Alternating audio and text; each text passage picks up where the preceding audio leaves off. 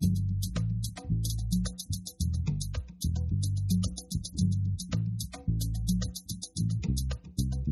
and welcome to Health Professional Radio. I'm your host, Neil Howard. Thank you so much for returning for another segment. We'll be speaking with Dr. Timothy Hand, Associate Professor of the University of Pittsburgh Medical Center, Mellon Institute, Children's Hospital of Pittsburgh. He's joining us to talk about new research on the influence of breast milk antibodies in shaping infant immunity, particularly regarding NEC. Welcome to Health Professional Radio, Dr. Timothy Hand. Thank you so much for joining. Oh, thanks so much for having me. I'm excited to be here. Tell us a bit about yourself, and let's jump right into your research. Sure, yeah. As you mentioned, I'm a professor here at the University of Pittsburgh, and my laboratory here focuses on trying to understand the interaction between the bacteria that live inside the intestine, which we call collectively the microbiota, and the development of the immune system. And we're really interested in all aspects of this, but one of the most important, kinds of interactions that can happen is when you first get colonized by intestinal bacteria when you're an infant. So that's one of the things that we are particularly focused on. I've often wondered why it is that we are so inundated with cow's milk when we should be off of mother's milk at a certain age and then not have to have milk anymore. Is that a myth or is that a fact? Yeah, I think the evidence from across the board is really that infants should be fed mother's milk whenever possible, right? But I want to be careful here, right? Individual families make their own decisions about how they would like to feed their infant and what's best for their family. So that, there's no judgment here. But in terms of the research and what's best for the health of infants, it's pretty clear that mother's milk for the first 6 months of an infant's life is in almost all cases the best choice. So how exactly does mother's milk benefit the immune system in babies? Sure, that's a great question, and I think it has a sort of a complex answer. And so the way we like to think about it in our lab is in terms of these molecules in breast milk that we collectively refer to as bioactive. So these are molecules that shape the intestinal bacteria in the infant. And also, there's evidence, although it's less clear, it may also shape directly the infant's intestine, the infant's immune response. And so the first of these are these molecules called milk oligosaccharides. And these are fascinating sugar-like molecules that are made by a mother's mammary gland and secreted into breast milk. And the fascinating thing about them is that they actually are not digested by the infant. They're only digested by a particular type of bacteria called bifidobacteria that live in the infant's intestine. And fascinatingly, at least for me, the outcome of that digestion by bifidobacteria are molecules called short-chain fatty acids. And that's the same molecules that an adult produces by digesting fiber. So what this is a mother's attempt to try to drive the, metabolism of her infant's intestine towards a more beneficial state, because these bifidobacteria and these short-chain fatty acids are very supportive of infant intestinal health. The second bioactive, and this is the one my lab is most interested in, is immunoglobulin A. This is a type of antibody, right? The same kind of antibodies that you'll make after you have a viral infection or you get vaccinated or something like that. But immunoglobulin A is a bit different in the sense that it's designed by evolution to be secreted. And so this, as opposed to the milk oligosaccharides, which are, sort of acting as a carrot to try to direct the microbiota to a specific state by offering an incentive, the immunoglobulin A is a disincentive. These are antibodies that are meant to regulate some of the more inflammatory or more dangerous bacteria in the intestine. And this is one of the things we've been looking into. NEC, can you elaborate on necrotizing enterocolitis?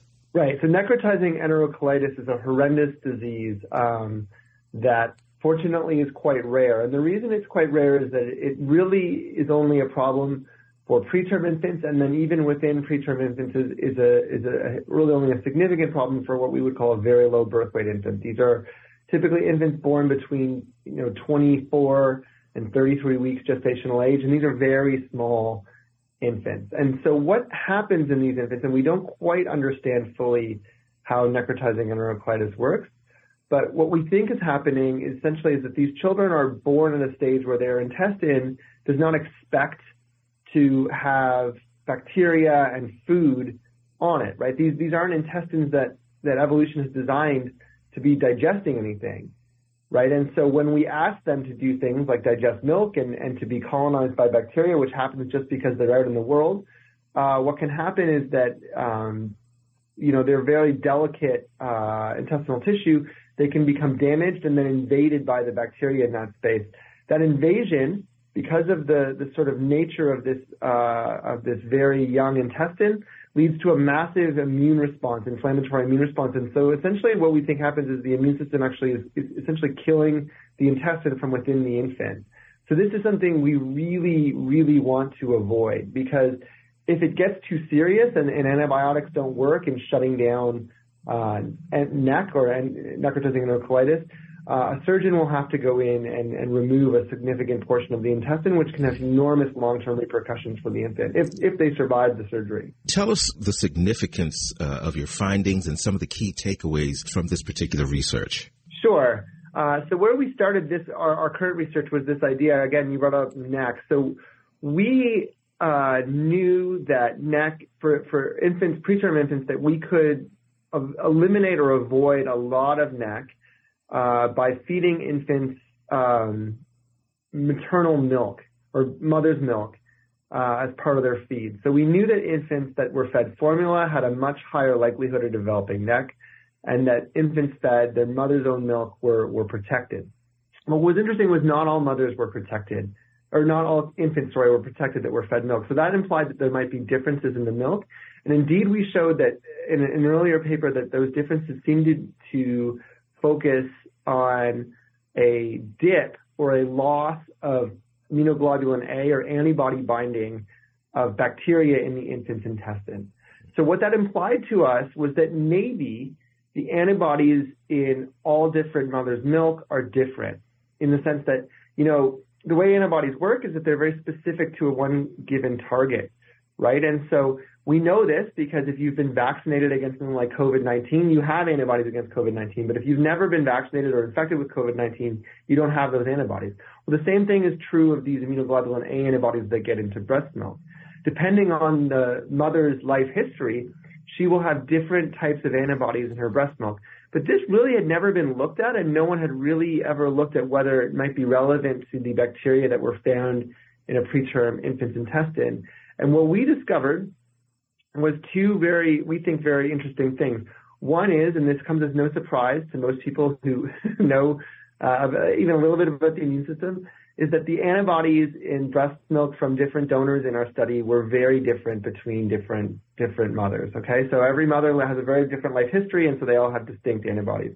But the second thing, and this is maybe just as interesting, is the antibodies in breast milk are incredibly stable, meaning that they're different between different mothers, but they're actually the same within one mother. They don't change a lot over time. And what that implies, and why that's important for NEC, is that if something's going wrong in the infant's intestine, the antibodies in the milk are not going to change to solve that problem, right? So, if you're infected with salmonella in your intestine, your antibodies will scale. They'll increase in number and efficacy to deal with that infection. That will not happen if your infant is infected and you're trying to handle that infection with a milk antibody, because those antibodies don't change with what's going on in their target, for lack of a better metaphor, their target audience, which is in the infant bacteria in their intestine. Give us a website where we can learn some more, if you would.